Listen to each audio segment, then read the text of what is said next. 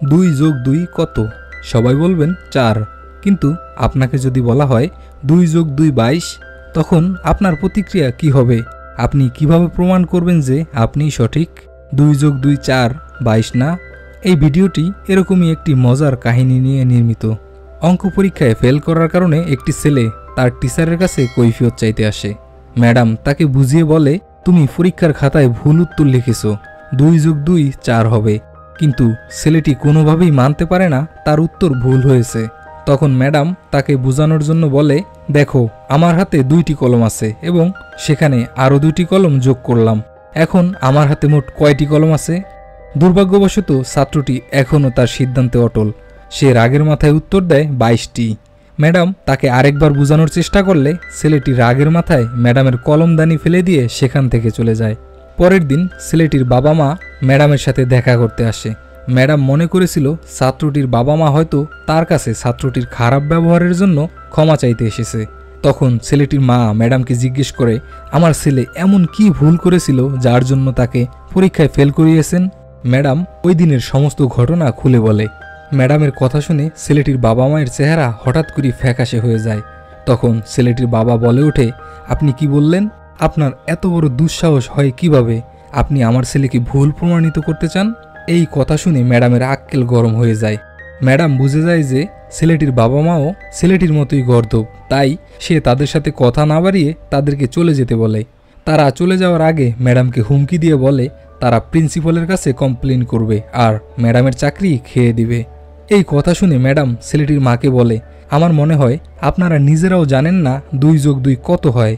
ম্যাডামের কথা শুনে ছেলেটির মা রেগে গিয়ে ম্যাডামের গালে কষিয়ে থাপ্পড় বসিয়ে দেয়।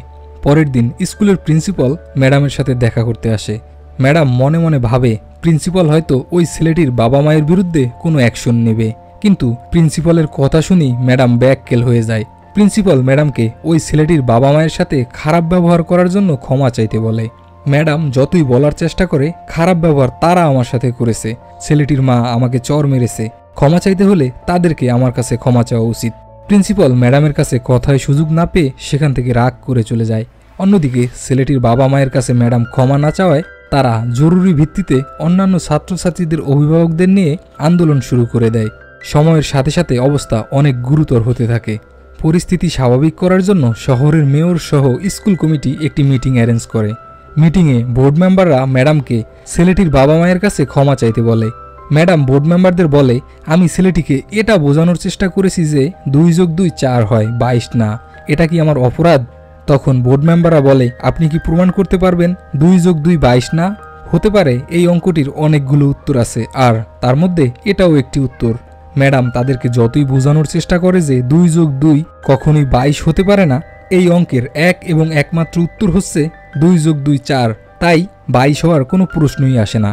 কিন্তু তারা ম্যাডামের কোনো কথাই শোনে না, উল্টো তাকে দোষী ঘোষণা করে ছেলেটির বাবা মায়ের কাছে ক্ষমা চাইতে বলে। বাসায় যখন ম্যাডাম টিভি দেখতেছিল তখন প্রত্যেকটি চ্যানেলে ম্যাডামকে নিয়ে টক শো চলছিল। তারা এটাই গবেষণা করছিল 2 যোগ 2 4 হবে নাকি 22 হবে। অনেকেই উত্তর দিচ্ছিল 2 যোগ 2 4 এবং অনেকেই উত্তর দিচ্ছিল 2 যোগ 2 22, কিন্তু কেউ সঠিকভাবে এই অঙ্কের সমাধান দিতে পারছিল না। এর মধ্যেই ম্যাডামকে ফোন করে জানানো হয় তাকে তার চাকরি থেকে অব্যাহতি দেওয়া হয়েছে। সে যেন পরের দিন স্কুলে গিয়ে স্কুলের সাথে তার লেনদেন ক্লিয়ার করে আসে। পরের দিন ম্যাডাম যখন স্কুলে আসে, সাংবাদিকরা তাকে চারদিক থেকে ঘিরে ফেলে। স্কুলের প্রিন্সিপাল সাংবাদিকদের সামনে ম্যাডামের স্কুলের সাথে লেনদেনের বিষয়ে আলোচনা করতে থাকে। সে ম্যাডামকে বলে, আপনার গত মাসের পাওনা স্যালারি $2000 এবং এই মাসের $2000, মোট $4000। প্রিন্সিপাল স্যালারির চেকে সাইন করতেই যাবে, ঠিক তখনই ম্যাডাম বলে ওঠে, স্যার আপনি ভুল করছেন, 2000 যোগ 2000 4000 হবে না, এটা 22000 হবে। ম্যাডামের কথা শুনে প্রিন্সিপাল মুখের ভাষা হারিয়ে ফেলে। এরকম একটা পরিস্থিতিতে সাংবাদিকদের সামনে বলদের মতো দাঁড়িয়ে থাকা ছাড়া প্রিন্সিপালের আর কিছুই করার ছিল না।